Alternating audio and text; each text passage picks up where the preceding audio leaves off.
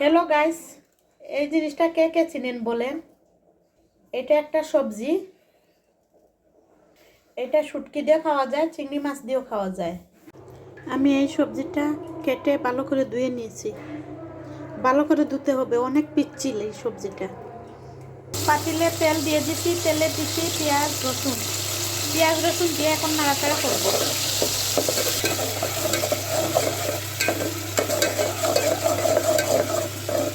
কিছুক্ষণ নেড়াচাড়া দিয়ে দিব গুঁড়ো মরিচ, দিয়ে দিব হলুদ, স্বাদ মতো লবণ। মশলাগুলো ভালো করে কষিয়ে নেব। যেহেতু আমি চিংড়ি মাছ দিয়ে রান্না করব, তাই আমি অন্য মশলা দিলাম না। এখন দিয়ে দিব পানি। আবার কিছুক্ষণ মশলা কষিয়ে নিব। মশলা কষানো হয়ে গেছে, আমি এখন দিয়ে দিব চিংড়ি মাছ। চিংড়ি মাছগুলো কিছুক্ষণ নেড়ে চেড়ে এখন আমি দিয়ে দিব এই সবজিগুলো।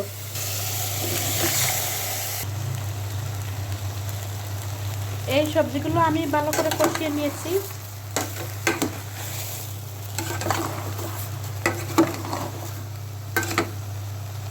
এখন দিয়ে দিব পরিমাণ মতো পানি।